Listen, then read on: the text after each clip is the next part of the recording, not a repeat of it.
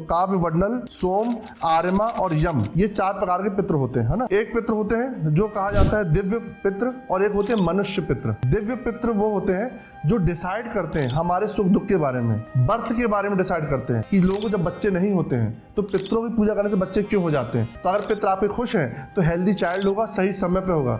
और पितृ यहाँ पे अगर आपके नाखुश हैं बाई चांस, तो फिर आपको यहाँ पे चाइल्ड संबंधित भी इश्यूज आते हैं। साथ ही साथ में बहिर्पद जो पितृ होते हैं, बहिर्पद नाम के पितृ होते हैं, मैंने बताया 4 प्रकार पितृ होते हैं।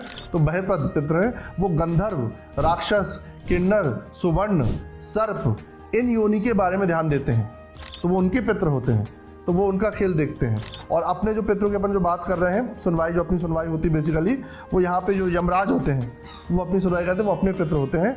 और दिव्य पितृ की जो जमात होती है, मतलब कि एक ग्रुप जो होता है दिव्य पितरों का, उनमें 4 प्रकार के पितृ बैठते हैं और वो अपने अपने अनुयायियों को या अपने अपने साइड के जो टाइप्स हैं उन हिसाब से उनको वो जन्म मरण को डिसाइड करते हैं। तो ये एक डीप चीज़ थी जो लोग ध्यान नहीं दे रहे थे।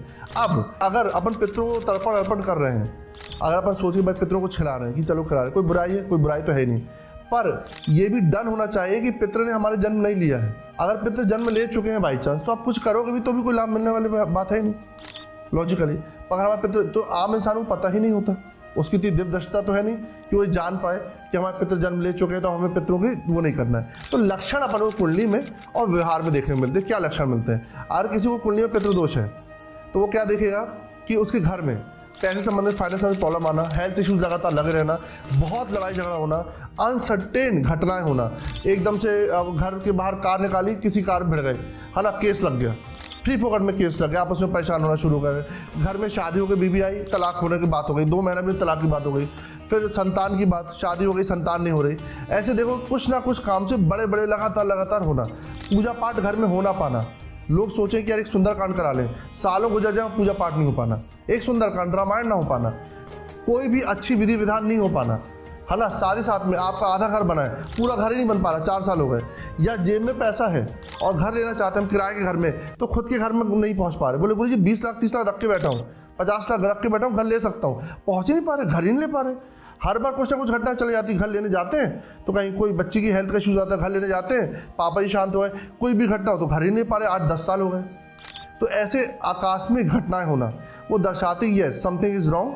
तो आपके चार्ट में भी या पितृ संबंधी जो बात कर रहे हैं कि पितृ आपके रुष्ट हैं तो ब्लेसिंग नहीं मिल रही है, और पितृ काइंड ऑफ गॉड है आपके लिए, वो आपकी एस्ट्रल बॉडी का सबसे सुप्रीम पावर में है, तो वो नो डाउट आपको वो असर करते हैं, आपको ब्लेस भी करते हैं, आपको रास्ता भी दिखाते हैं, और आपके सुख दुख में बहुत बड़ा इम्पैक्ट करते हैं पितृ।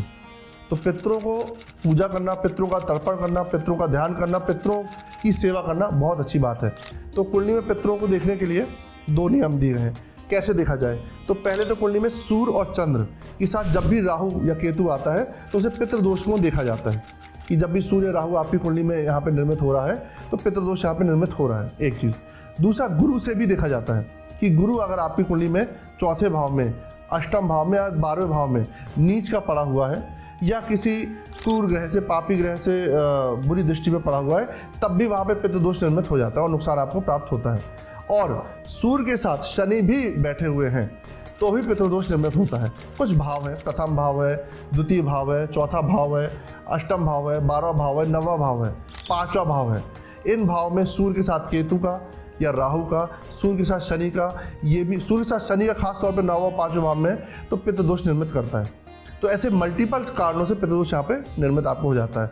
नुकसान क्या मिलता है मैंने आपको बता दिया, हेल्थ में भी नुकसान, वेल्थ में भी नुकसान, साइकोलॉजी में भी नुकसान, डेवलपमेंट में भी नुकसान, ओवरऑल आपको नुकसान देखो, संतान ना होना, बर्थ में भी नुकसान, मल्टीपल आपको नुकसान देखने को मिलते हैं।